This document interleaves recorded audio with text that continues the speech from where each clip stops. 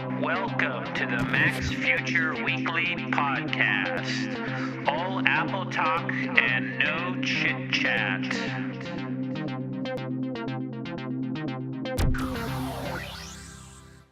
Okay, welcome to episode 121 of the Apple Podcast. This is Lex at Max Future, and today is July 10th, 2012, and I'm a little late. I usually come out on Saturday or Sunday, but I got a little behind.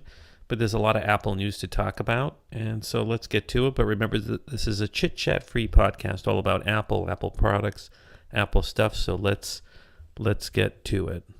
Okay, as Mac Rumors announced last night, and as a lot of people found out, Apple released the Gold Master of Mountain Lion last night, July 9th.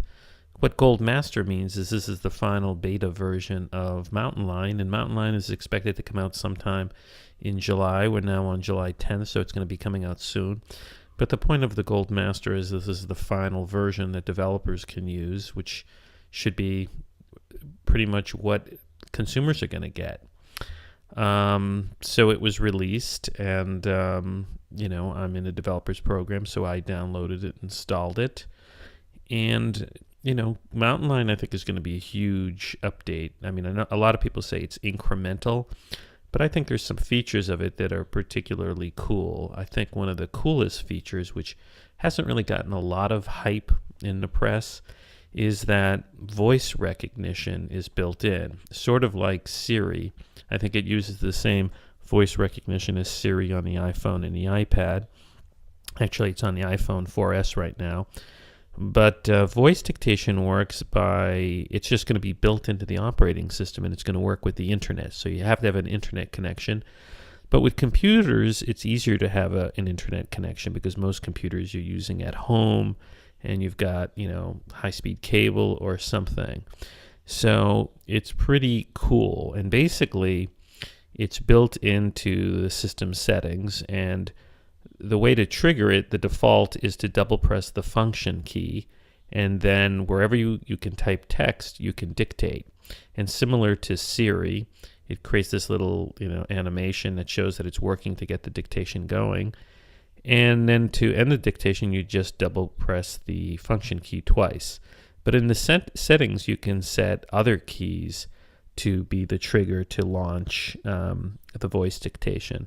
So to me, that's going to be a really big feature. Now I'm looking at Mac Rumors website here, and they say, I don't think they spotted any differences. Now, when Mountain Lion comes out, it's going to be only $19.99. And I think, frankly, everybody should upgrade. Another cool feature that's going to be in Mountain Lion is that you're going to have notifications. So there's going to be a sort of sidebar area, and notifications are going to be working with like various apps like your Mail app, your Twitter app. Also, Twitter, I think, is going to be ingrained into Mountain Lion, so you're going to be able to tweet directly from websites just through the share button, similar to the iPhone and the iPad. So this is good news for a lot of people who are interested. If I have time later, I'll talk about some other features that are in Mountain Lion, but I think it's going to be a very good upgrade for a lot of people. Now, one of the things I want to talk about is the reaction to Apple getting a preliminary injunction from Judge Koh in Northern California to stop the sale of the Samsung Nexus phone, which is Google's flagship smartphone, as well as the preliminary injunction Apple got to stop the sale of the Galaxy, I guess the first generation Galaxy that Samsung makes. And what happened was, particularly on Google Plus, which seems to be dominated by Android users and Google fanatics, there was a huge backlash, and all sorts of people started a Boycott Apple movement because they're so upset that Apple got this injunction from a United States federal court. And Mike Elgan, who is a big presence on Google Plus and is a journalist who pretty much lives on Google Plus, but he also writes for a lot of online magazines like Cult of Mac. He wrote an article that he linked to on Google Plus entitled "Why the Boycott Apple Movement is Dumb," and he makes really good points. He says, for example, that it's based on the myth of Apple exceptionalism. And he says, boycott Apple advocates pretend to believe what they do not or should not believe, which that companies that don't sue over patents don't sue because they're nice or virtuous or believe in the free exchange of ideas. And he goes on to say the reality is that they don't sue because they don't have a case. He makes valid point. He says when companies have a patent case, they think they can win, they sue. In fact, Apple itself is currently defending itself from patent infringement cases brought by China's Zhejiang internet technology and Silicon Valley's noise-free wireless. And he also points out that Apple has been sued in the past by Nokia. And so this is a very valid point. What people don't get is that Apple and other companies live within the law, and they know that other corporations are going to use the patent laws and trademark laws against them. So all the companies are patenting technology, and Apple knows that also to defend itself, it has to pursue defending its patents. Because if it doesn't, it could lose the patents. Elgan goes on, makes other points. He says, it's based on the myth that Apple is not exceptional. A lot of the people attacking Apple and saying, that Apple isn't exceptional, thus it shouldn't get the patent. He says, while Apple is not exceptional in pursuing its interests in courts when it can just like any other company, Apple is in fact exceptional in other ways. And then he goes on to say Apple is very different from, say, Samsung in a number of products it sells. For example, Apple has only one phone and Samsung has dozens. Samsung phones mix and match features and technologies. And then he goes on to say this variety by Samsung both increases the likelihood that another company will believe that Samsung is violating a patent and also reduces the impact on Samsung of being sued or having one of their devices banned. He goes on to say, however, if the iPhone was banned in the United States, the company would buckle under the impact. Apple has just one phone, and the phone represents a massive percentage of the company's revenue. So Apple has much more of an interest to pursue patent litigation because otherwise it could be in big trouble. And then he points out that the boycott movement is also based on the myth that Apple doesn't innovate. And he says he calls that the most controversial point about Apple exceptionalism. And then he says, I dare anyone who disagrees with him regarding the fact that Apple has been pioneering and innovative to visit Patently Apple. And he says, randomly read at least 10 posts, then come back and tell me Apple doesn't innovate. He goes on to say, Apple not only patents ideas they intend to build into products, they patent ideas that they might someday conceivably and possibly build into products. His next point is that the boycott movement, this is Mike Elglin's point, diverts opposition to the real problem, which is the patent system. He says the problem isn't Apple, the problem is the system. And he says, Elgan says, patents are a zero-sum game. If Apple doesn't apply for and then defend a patent, someone else will and ban Apple products. Those are the rules. And so Apple has to play by the rules that exist. Why is Apple, according to Elgan, being blamed for playing with the patent rules? Then he points out finally on this boycott movement thing, Michael Elgan says it's just haters talking to each other. He says, in addition to being misguided, the boycott Apple movement is futile.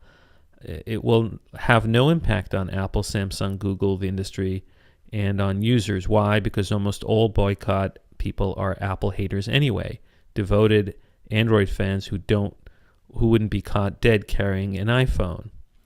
So, look, I think he makes really valid points about this phenomenon that's on Google Plus. So I pretty much agree totally with Mike Elgan. I think, he makes very valid points, and that it's a silly boycott. So the next story is pretty interesting. Microsoft came out with the Surface tablet a couple of weeks ago. And what's interesting about it is not only that it's a Windows 8 tablet that's going to compete with the iPad, but the fact is that Microsoft is actually making the hardware as well as the software, because it sort of breaks the old model of Microsoft, which made it so successful, of just making software and licensing its operating system to partners like Dell or Hewlett-Packard or other hardware manufacturers. And that served Microsoft very well in beating Apple back in the good old days of the late 80s throughout the 1990s. But now they're making the Surface. And so the question is Microsoft abandoning their way of doing business through partners? And what's interesting, there's a website called crn.com News, and they have an exclusive interview with Microsoft CEO Steve Ballmer. And the title of the article is Microsoft's Ballmer Throws Down Gauntlet Against Apple. And basically he said some really striking things. The article starts off saying, declaring that Microsoft and its partners had in the past, quote, ceded some of the boundary between hardware and software innovation, end quote, to Apple, Microsoft CEO Steve Ballmer told CRN in an exclusive interview Monday that the company's Surface tablet marks a new era in which the computer software giant will leave no, quote, stone unturned, end quote, in its innovation battle against Apple. So these are fighting words from Steve Ballmer. And then he goes on, the quote from Steve Ballmer is the following. He says, we are trying to make absolutely clear we are not going to leave any space uncovered to Apple. He said in a 30-minute interview addressing some 16,000 partners at the company's annual worldwide partner conference. He says, quote, we are not, no space uncovered, that is Apple's.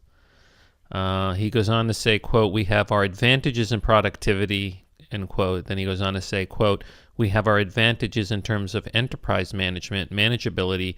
We have got our advantages in terms of when you plug into server infrastructure in the enterprise. And he goes on to say, but we are not going to let any piece of this, and then paraphrase, go uncontested to Apple, shouted Ballmer. Not the consumer cloud, not hardware, software innovation. We are not leaving any of that to Apple by itself. Not going to happen, not on our watch. And then he goes on to say, we do feel empowered to innovate everywhere and bring our partners with us. Quote, we are just not going to leave any, what's the expression people like to use? We're not going to leave any stone unturned, so to speak, as we pursue that.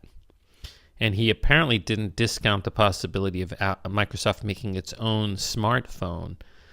So, I think Microsoft is desperate. I mean, disclaimer here, I own Apple stock, and I recently bought some Microsoft stock, and I also bought some Google stock, and they're all battling each other, so I figure why not just buy all of their stock, and that way it balances out.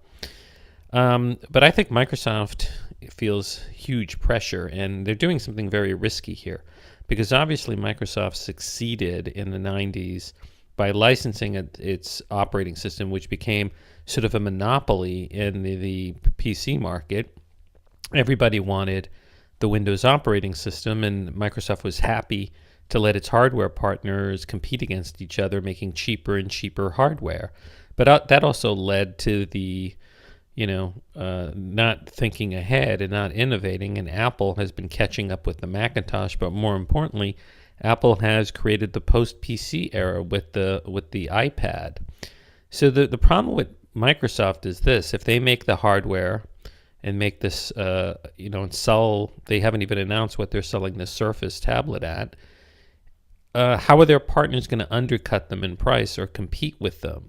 And so that's a real problem, because presumably Microsoft is selling the operating system to its partners. So if it charges its partners $80 a license, how are the partners going to compete and have the same sort of profits that Microsoft does in making the tablet? So these are very interesting stuff. So anyway, so Steve Ballmer is all geared up, and if I was a partner of Microsoft, I'd be deeply concerned because, before they didn't have to worry about competing with Microsoft in the hardware. Microsoft was supplying the software. But look, Google is going to have the same trouble because Google is making the Nexus 7. It's selling it at cost, and presumably Google also make its own hardware. And so the partners like Samsung, like Hewlett-Packard, they have to wonder, should they make their own software to go with their own hardware? So if you're a partner either of an Android partner of Google or a Windows partner of Microsoft, it's probably a very, very disturbing time right now. So Microsoft and Google should be worried because Apple looks like it wants to go head to head and try to undercut them in their effort to come out with, particularly Google's effort to come out with smaller tablets that are not in the iPad space. And the Wall Street Journal usually publishes correct information of what Apple is going to be doing in the future because it's probably leaked by Apple. Has an interesting article that came out on July 4th. It says, Apple prepares mass production of smaller tablet sources, it says. And the article basically says that Apple's component suppliers in Asia are preparing for mass production in September of a new tablet computer with a smaller screen. People familiar with this situation said, suggesting that the Cupertino, California company is close to launching a smaller tablet. Two of the people said that the new tablet will likely come with a screen smaller than 8 inches compared with the 9.7-inch screen of Apple's latest version of the iPad. So this is huge news, and a lot of sources have talked about that. So the question is, will Apple come out with this smaller tablet in the fall, and does it make sense? Now we know that Steve Jobs famously poo-pooed the concept of a 7-inch tablet a couple of years ago when they started popping out as competitors to the iPad. He basically said that they're too small to do anything meaningful compared to a tablet computer like the iPad. But I think Apple is going to come out with that simply because the competition, like the Kindle Fire from Amazon and Google, with the $200 Nexus 7, might be trying to chip away at Apple on the low-end side of pricing. Because remember, the third-generation iPad starts at $500, and the second-generation iPad is still selling at $400. So I think it makes sense for Apple to come out with these, what some people are saying will be a 7.85-inch iPad at a price point, I would say, of like $300. That's something that I've seen and I think makes a lot of sense. So there's two main reasons to come out with a smaller tablet. One, price, and the other is convenience and lightness. I mean, the fact of the matter is I like the iPad, but it's too heavy to hold with just one hand. And it's too heavy to hold with just one hand. And so you see a lot of people carrying the Kindle, which is about, 7 inches, and they can hold it with one hand, and it's very light. Now, I'll tell you, when the third-generation iPad came out, I was a little disappointed because it is heavier than the second generation of iPad. And although I like the Retina display, there is something nice about having a lighter and lighter iPad because that really facilitates mobility and ease of use. For example, it's harder for kids to lift, let's say, the third-generation iPad compared to the second-generation iPad. It's also harder to read a heavy iPad when you're reclining back in your bed. You have to hold it with two hands. And sometimes that can get a little tedious. So having a super light tablet is something that I think everyone should strive for. Now, this past week there was some trouble in the App Store, and it's something that the developer Marco Arment, who makes Instapaper, discovered. When he updated his Instapaper app, people who downloaded had their Instapaper app crash a lot, and it was really problematic. And he did a little investigating and asked on Twitter for other people who had updated their apps to tell him it was the same thing happening to him. And it was pretty widespread, and he put it on his blog called on July 4th, entitled Corrupt App Store Binaries Crashing on Launch. and he had a list of a whole bunch of apps that were sort of being updated and crashing, and included, in addition to Instapaper, Angry Bird Space Free, Angry Bird Space HD. There were like lots and lots of them. Some that I never heard of, but some that I had, like Angry Birds. Good Reader was crashing. And it turns out it was something that was going on Apple's server side. And he made a big deal about it, Marco, like he should have. He did the right thing. And then Apple basically fixed it and allowed, the downloads to be done correctly. But this raised an interesting point. The question is, should Apple allow developers to publicly reply to bad comments? And the blogger developer Matt Gemmell at mattgemmell.com, he opined on it, and he basically says it's not a good idea, because he says, and I'm paraphrasing, is that it's not going to solve a problem. If there's a public back and forth between developers about the comment, it's not going to be good. Now, he does have a suggestion. He says, makes these 5 points. He says, here are the things that would benefit. He says, a way to up, down, vote, and or flag reviews, which affects how these reviews are shown. 2, much more visible app support, links, specific links. 3, a strong encouragement to use support before posting a review, right there in the review writing UI. Perhaps user karma, which affects how new reviews are shown based on prior crowd votes. And above all, a way for developers to reply privately. So I think his point, I think it would be helpful to have private responses by developers. Now, developers don't know the email address or the contact information, but why couldn't Apple create a private account area for all users and say, you have a message in your private account area, and we didn't give the developer your email, but if you want to see the message, click here, and you could see what message they sent you without knowing your email. And then Apple could facilitate a conversation back and forth between the developer and the customer, that where the customer is still anonymous, but the developer knows that he's reaching out to the complaining customer. In other words, Apple would know who is the developer, and Apple would know who is the customer. But I do think that would make sense. I think it is a little unfair. A lot of people give sort of bad reviews just off the gun. For example, if there's a cheap or free app and it doesn't have some great feature, people are like, well, it doesn't have some great feature, even though it's a free app.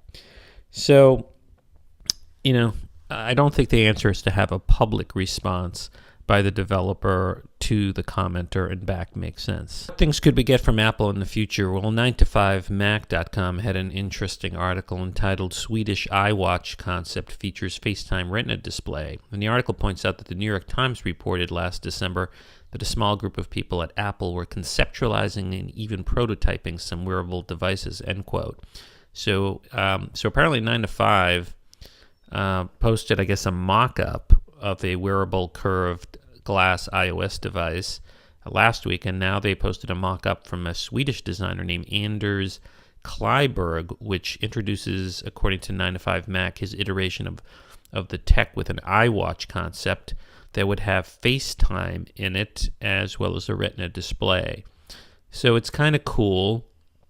The pictures, it looks like a real watch, but it has like an Apple logo on it, and it would have storage on it, and it would have FaceTime, so you could do sort of like Dick Tracy type talking. And you know what? This makes sense, because you don't want just a watch on your hand. You want something really useful. And how cool would it be, like in Dick Tracy fashion, if you could all of a sudden see someone calling you on your watch and then look at your watch and talk to them. Now, it might be hard to sort of keep your wrist pointing at your face so that they can see you. That's the hard part. It would have maps on it too, and you could control music from your headphones via Bluetooth. According to this is just a mock-up. So I mean, we're already sort of there with the iPad, what is it, the Nano, which turns into a watch. But maybe Apple should just come out with a watch and an iWatch. I mean, I think it would sell, I mean, if you priced it like at $100, an iWatch would sell like hotcakes. Now, over at the great Cult of Mac website, Killian Bell has a great article for prospective developers regarding creating iOS apps. And what he says is, it's entitled, Ex-Apple Engineer Reveals 5 Things You Can Do to Get Your iOS Apps Noticed by Apple.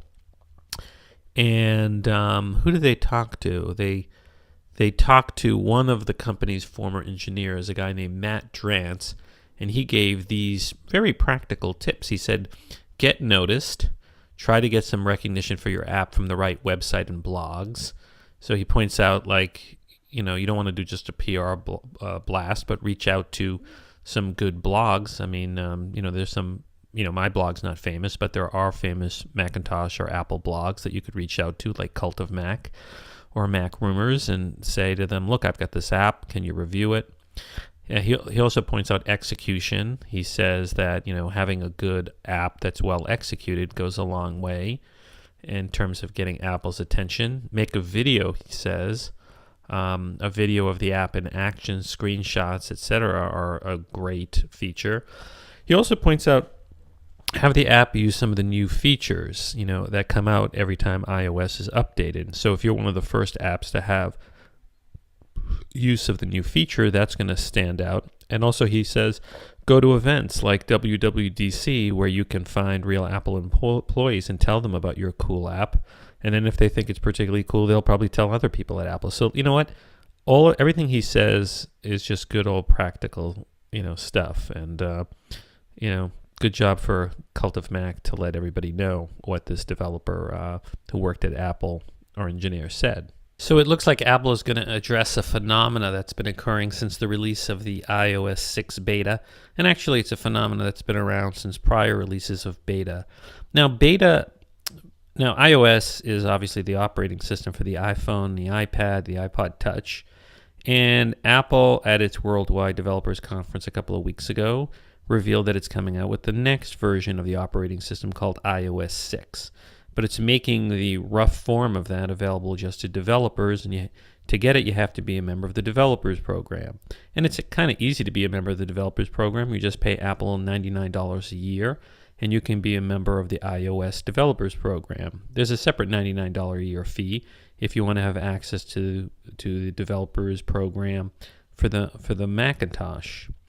Now, what's going on is that some developers, you can register your device with Apple so that if you're a developer, to allow iOS 6 beta to run on it. So I've been able to do that because I paid the $99 with the developers program, and I have access to that stuff. But apparently some developers are selling to third parties the right to use their account to register and get the iOS 6 beta. And ArsTechnica has an article here entitled Apple Reportedly Shutting Down for Pay iOS Beta Access. And this came out July 9th from Chris Forsman. And he says, it appears that Apple is getting more serious about putting the kibosh on unauthorized access to iOS betas. He says in his article, according to several unnamed website operators speaking to Mac Stories, a site I guess who originally had the story, a number of sites that purport to sell early developer access to iOS 6 have been shut down after their sites' ISPs received DMCA takedown notices from Apple. And it says here in the article that registered developers are able to add the Universal Device Identifier, UDID, of up to 100 iOS devices to their accounts in order to distribute software for testing. And these registered devices can install betas of iOS. Now, Wired Magazine basically outlined that some unscrupulous developers had generated extra income by selling access to the iOS betas. It says these developers did so by charging users to register their device's UDID into one of the developer's unused 100 test slots. And it says when such developers run out of empty slots, some have registered additional developer accounts. And this practice goes back a while. It says that one site reported making $75,000 by selling access to the iOS 6 beta since June. So, it's a problem because it's really just supposed to be for developers. It's not supposed to be a way for developers to make more money. So it makes sense that Apple's cracking down on this. And look, if you really want this stuff, you can test it out as a developer and pay $99 a year. Now, something else that Apple announced recently is sort of getting people to shake their heads, and that is Apple quietly bows out of an environmental program. And CNET reported on this, Edward Moyer, on July 7th. But apparently there's a nonprofit group called EPEAT, E-P-A-T. And Apple basically said it would no longer submit its products for green certification from EPEAT, and that it was pulling its current certified products from the group's registry.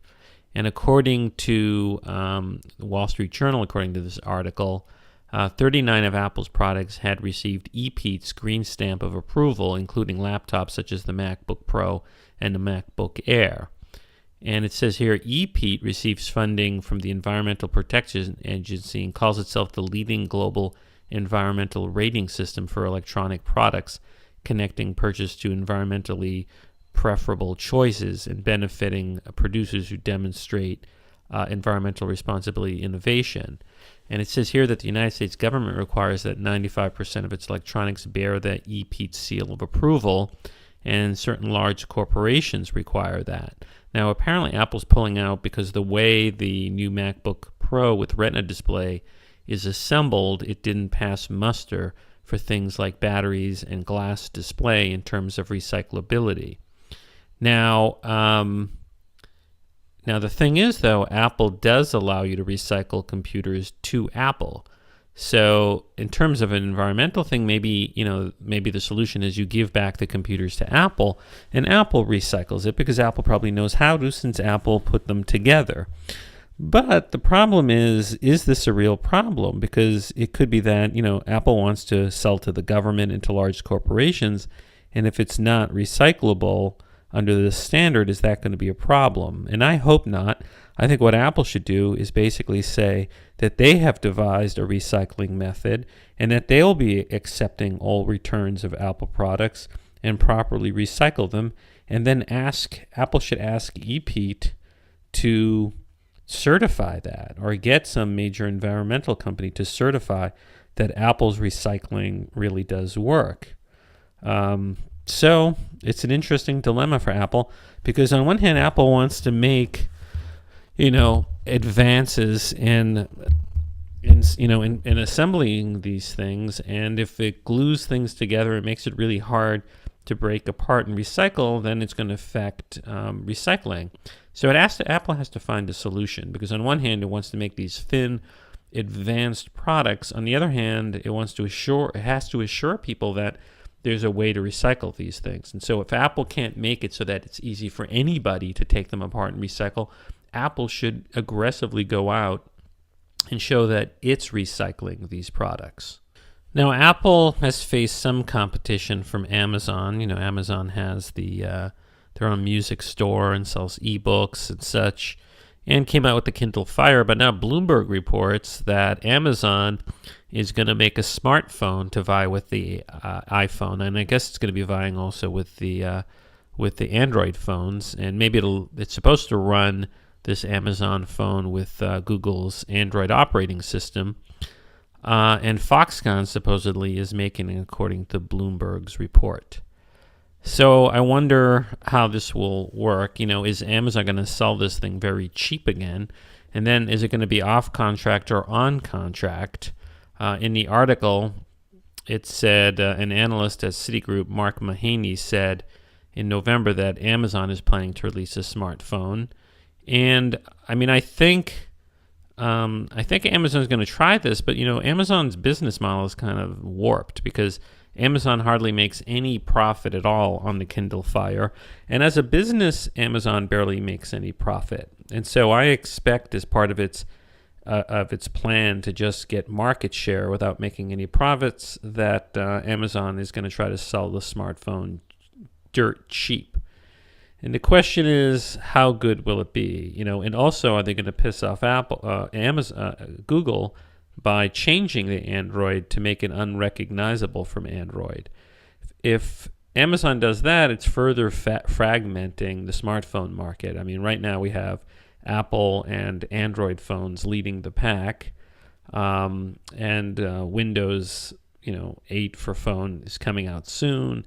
If you have another Android device that's branded as an Amazon device, that's just going to fragment things more. So we'll have to see, but it's becoming a very competitive market. Now, a couple of weeks ago, Google at its developers event announced that it will be shipping beta versions of its Google's Glass project to developers for $1,500 a pop. So you can sign up for the developers program for Google and maybe get the Google Glasses in January of next year for $1,500. But as some sites like MSN.com pointed out, Apple quietly got a patent for something that sounds like Google Glasses, something that people are calling iGlass. And basically MSN outlined what it is. It says here, and they got this from Wired magazine, unlike Google's heads-up display, HUD, that presents information right in front of one eye, Apple's theoretical head-mounted HMD would use small LCD projectors to beam computerized images onto a pair of lenses, which would be attached to a helmet, glasses, or some type of visor. And the article goes on to say, while Google Glass sits off to the side of one lens, Apple dual projection displays would create stereoscopic 3D images to give the wearer a comfortable immersive viewing experience. This comes from Christina Bonington at Wired. And the article goes on to say, in theory, this type of all-encompassing viewfinder would help prevent motion sickness and, quote, enable the specs to greatly fill the user's field of view and increase the quality of the image, end quote, says Jesus Diaz of Gizmodo. So this is interesting because, Apple obviously has some plan for like a visor-like viewing thing, and Apple's vision seems to be, no pun intended, that it'll be like a dual display. And that's interesting because I didn't realize that if you just have a display from one side and you're looking at it, that's kind of awkward and it could create motion sickness. Try reading a book from like just one side of your eye while walking around or moving around. And maybe if you have stereoscopic interface, that's a better way to deal with it. So it'll be interesting. Maybe in a couple years from now, we'll have competing products from Apple and Google where you're wearing these glasses or visor and you're in some sort of immersive, experience. So it's exciting stuff. Now, we know a lot of companies try to copy Apple, and one area they're trying to copy Apple on are the MacBook Airs. Those are the sleek, cool-looking laptops that Apple makes, and I have an 11-inch MacBook Air, and I love it. It's so light, it's so easy to use, so easy to move around. So they're coming out with what are known as Ultrabooks, the PC makers, and they're trying to copy the look and feel of the MacBook Air. And Apple Insider's Sam Oliver had a story out on Monday, July 9th, entitled Ultrabook Makers Fear Design Patent Lawsuit from Apple, according to a report. And it says here, according to DigiTimes, because of Apple's alleged threats, Windows-based Ultrabook makers are expected to invest more in research and development to avoid patent infringement lawsuits. And it says some thin and light PC makers are already said to have hesitated with their Ultrabook plans in fear of lawsuit from Apple. And it says here, third-generation Ultrabooks set to hit the market in the second quarter of 2013 will reportedly feature 3D displays and high-definition user interfaces. It says PC makers are expected to add new sensors. So I guess, according to this article, it's because Apple's been, showing its willingness to engage in patent litigation. So I guess a lot of computer companies are now thinking twice before sort of coming too close in the designs of Apple's products.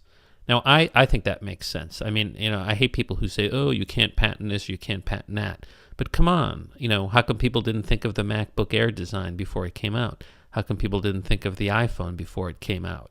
I know some Android people who listen to this or on Google Plus are going to disagree with me. But I do think that one of the reasons Apple's successful, it's not just marketing. It's because it actually makes products that look better and work better than the typical PC or the typical smartphone or the typical tablet, if such a typical tablet ever existed. So this article from Apple Insider makes total sense.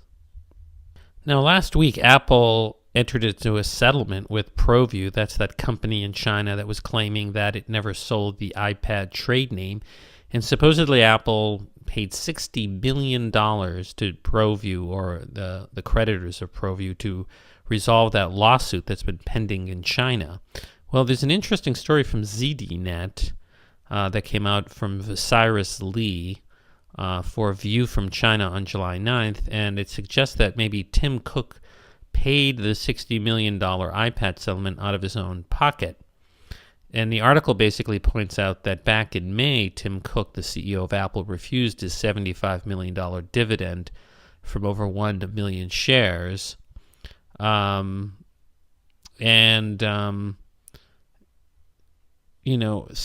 ProView's founder, said people around him realized the amount was very close with the compensation that Apple would pay for ProView. So they're speculating, and I don't think there's any basis of this, that Tim Cook forwent his bonus to pay the settlement. It says here, Ray Mai, who served in the legal department for ProView Taiwan, held the same view. Speaking for IT Times, Mai said the trademark dispute was distinguishable from other infringement cases as someone in Apple who had made a mistake and the consequences of which should be not passed to the shareholders. Since Steve Jobs was gone, Cook should take up the responsibility, said Mai. So I don't know. I don't think this is an issue of a mistake. I think ProView sort of was trying to rip off Apple and engaged in litigation before a court in China that wasn't being fair with Apple. So I don't think there's anything to this story. I think this is bogus. I don't think Tim Cook forwent his salary for the ProView thing. I think he did it because he's already getting paid a lot and wants to show the shareholders that he's a responsible CEO.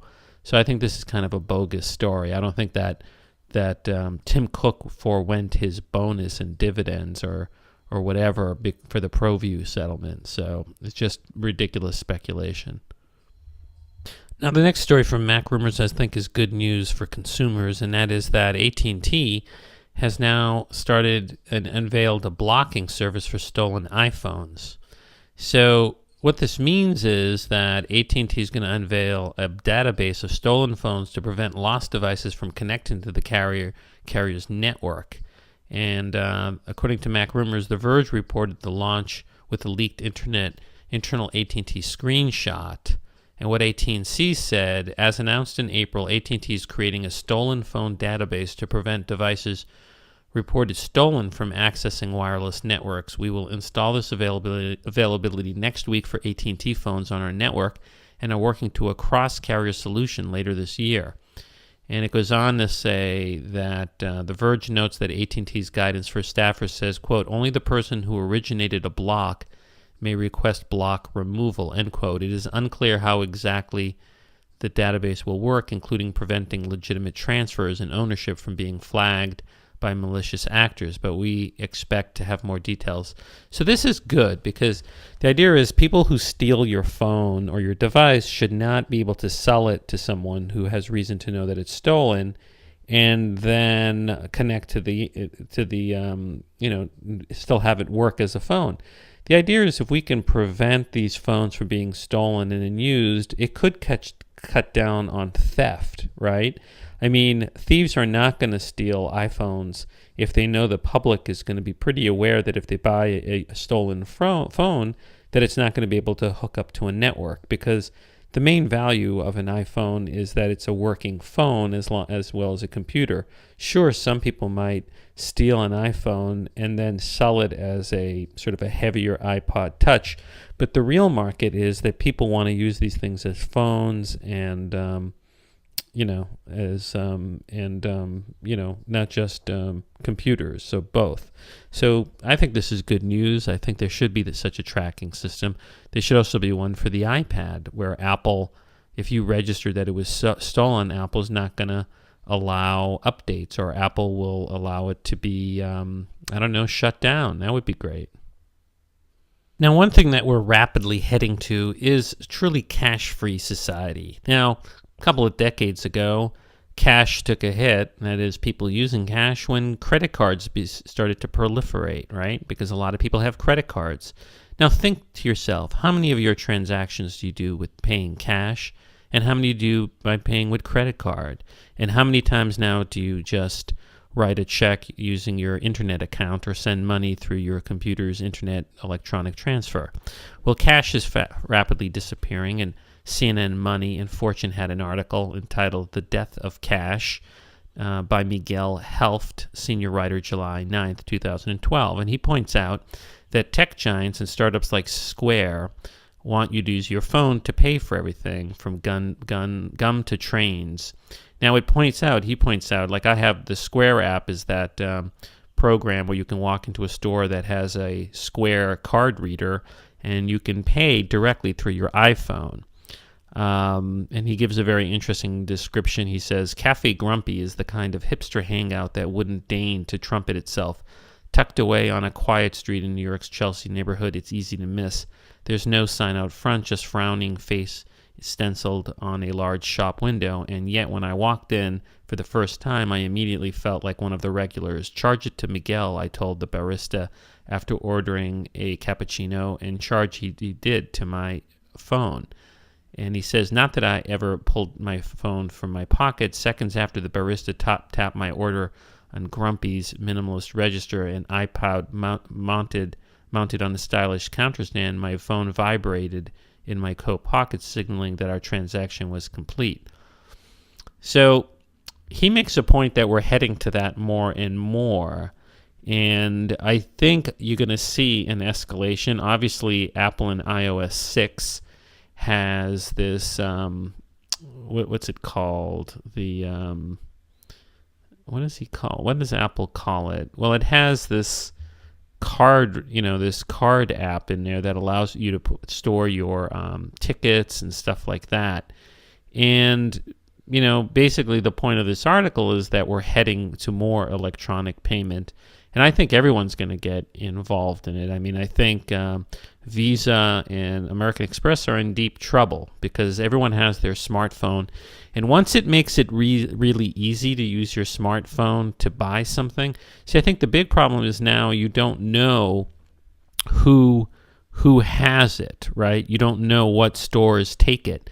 But let's say Apple, convinces a lot of retailers to allow you to purchase stuff directly from your iPhone using your iPhone account, like your iTunes account.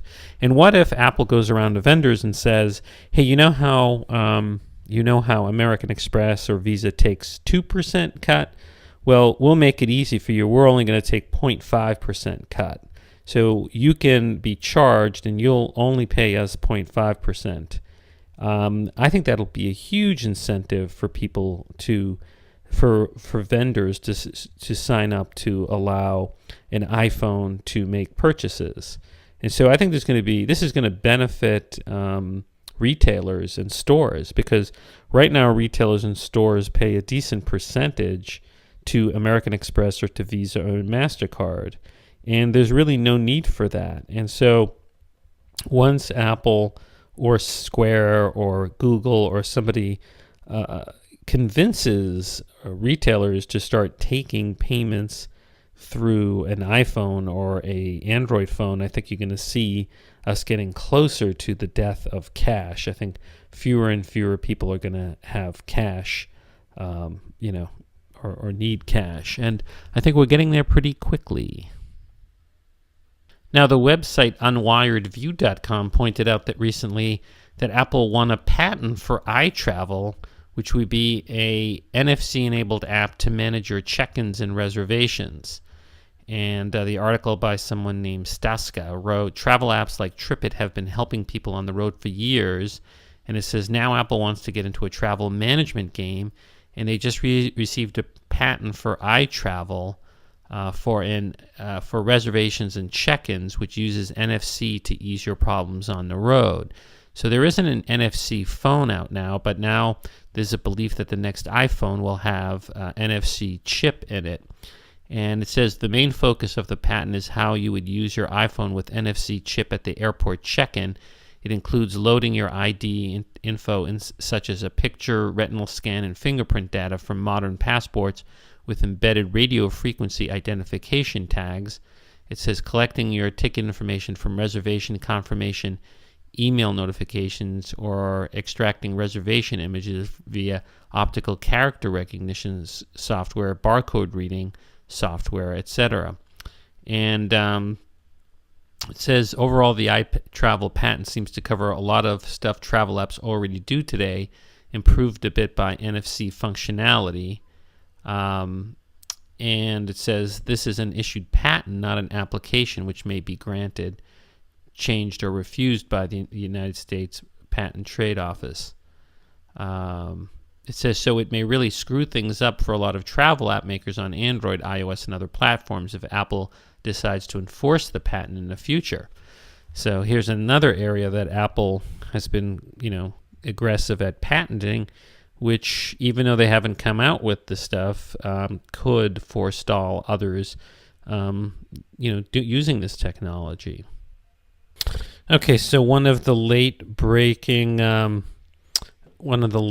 stories from MacRumors.com is information from a blog in Japan called Mecha Takara. Reports that Apple will be redesigning the iPod Nano later this year, and it will have a form factor more closely resembling an iPod Touch, and apparently it's going to have a rectangular screen and a home button found similar to iOS devices. And now it says here that given that the screen is substantially smaller, it says that it's unlikely the iPod Nano would run in iOS apps. Instead, it said that Apple's likely to use a custom operating system and apps skinned to resemble iOS as found in the current incarnation of the iPod Nano. And it goes on to say, the report also indicates that Apple will be bringing a dedicated new iTunes service to the device. And what else? It says here, Apple's iPod lines have generally trended to smaller form factors with each redesign, but it says that this redesign would appear to mark a substantial increase in size from the current form factor, which was introduced in September 2010. And also, it's putting buttons back on, and it says here, Apple famously removed virtually all buttons from the iPod Shuffle in March 2009. So I don't know how realistic this report is. Now let's take a look at the current Nano. The current Nano, let's go to the iPod Nano. I mean, it's just like this square little, square little device, and it starts at $129. So what if they made a sort of dumbed down, smaller iPod Touch that was smaller? I mean, and sold it for like $129. I think that thing would sell like smart cakes. In terms of a different operating system, I mean, what if Apple could think of a way to take the current iOS for the iPhone and just you check off a box as a developer, and your app runs in a more slimmed down way on the this iPod Nano Touch. I think that'd be very clever, because then think about the Touch family. You could have an entry-level Touch device, at $129. You'd then have the iPod Touch at $200. Then you would have the iPad Mini at $300, and then the second generation iPad at $400, and the iPad at $500. You'd have iOS tablet devices ranging from $129 to $500, and that would be very clever price points that would make all sorts of people iPad. So, I think what Apple should do is take the current iPod Nano, which people can make into a watch, and Apple should just sell it as a watch. I think a lot of people would buy it as a watch, just update it a bit and put the straps on, and then come up with an iPod Nano that is a touch device that has gaming capabilities and where you can sell content. So it's an interesting story. Okay, now we've seen a lot of stories about iPads and enterprise places. A lot of stories about hotels and enterprise places using the iPad. But I found an interesting story from TAW.com from Steve Sande saying that a hotel in British Columbia in Vancouver equips guests with iPhones, which is interesting. It says here, the hotel is apparently hoping that foreign visitors, especially those from just south of the Canadian border, will likely carry the phones with them as they won't be hit with international roaming charges. Guests can use the phones anywhere in the Vancouver area to make calls and surf the internet. And it says here, a lot of individuals are dropping landlines and using an iPhone as their sole telecommunication device. It says here, should guests need to contact one of the hotel departments, the iPhones are pre-programmed with one-touch contacts for those departments. Those calls, as well as any local calls made from the iPhone, are complimentary. International calls are added to the guest's room tab. When a guest checks out, the iPhone is wiped to ensure privacy. So I think it's pretty cool. They're giving people an iPhone to use while they're in the hotel instead of a regular hotel room phone. So I wonder if this is start of a trend. It is kind of a clever use, and I think people would like it more because you can walk around and use it. While a traditional hotel room phone, you can't walk around with.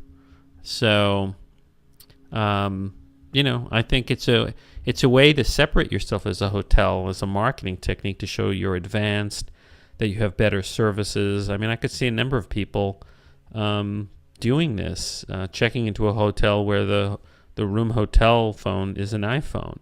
So very clever. The hotel is called the Opus Hotel in Vancouver, British Columbia. Let's see. I guess the original story is in USA Travel. That's where TUAW got it, and they have a picture here, and you get a little speaker dock for the iPhone, and then you can sort of check out, walk around with the iPhone, I guess, when you're visiting the town. So pretty cool. Okay, so that's it for episode 121 of the Apple Podcast, and hopefully I'll get the iPad podcast out too. Thanks for listening. This is a chit-chat-free podcast all about Apple products, Apple things. You can support this podcast by giving it a positive review in the Apple iTunes store. So thanks for listening.